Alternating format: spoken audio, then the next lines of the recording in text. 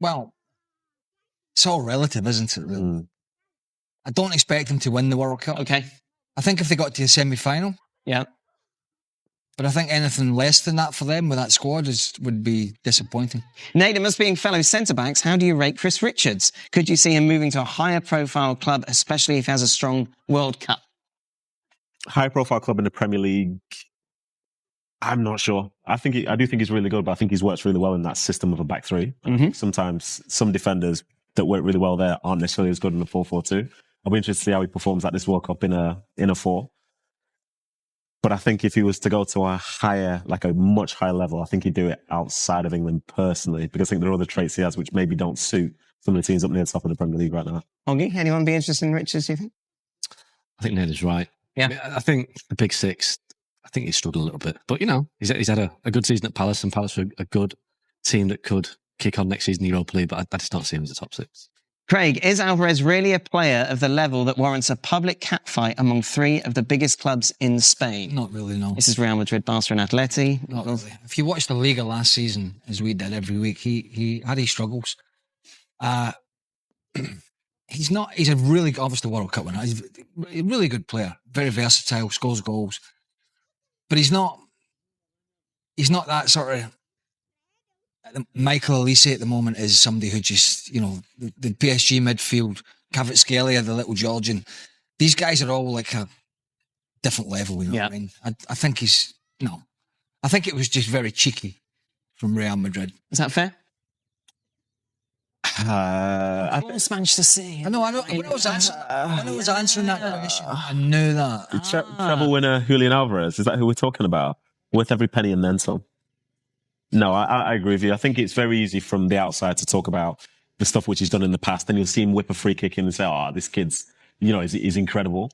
And then you look, and from a goal scoring perspective, he's not exactly been breaking the charts, has he? So, yeah, it does seem a bit odd. Did he want to leave City, or did City sell him, or both? He wanted to leave, didn't he? Because he didn't start in the Champions League. Yeah, and then there was a lot of money put down for him as well. So it was one of those deals where I think everybody was happy. He turned his back. Right. He said, I want out. Right, and they were willing to sell him because the price was right. If he's at that level, and at the time he didn't get in the City side on a regular basis. Haaland was there, to be fair. That was Haaland's big season, wasn't it? So yes, he's a good player, Alvarez. But I think, if the money's right, you weren't selling De Bruyne or anything. Absolutely, you know what I mean? absolutely. I mean, they made a massive profit, but I think Arsenal are really keen on Alvarez. I could see him ending up at Arsenal. I think he'd obviously be better for them. Really? Yeah. Arteta really likes him. I think what they've got at the moment, Gyökeres or Havertz, he'd definitely be an upgrade. But whether he'd go to Real Madrid, it'd be an upgrade. Which ESPN? Oh, gone. There's no point. We talked about Alvarez quite a lot. Which ESPN FC crew member would make the best school teacher? That's easy, isn't it?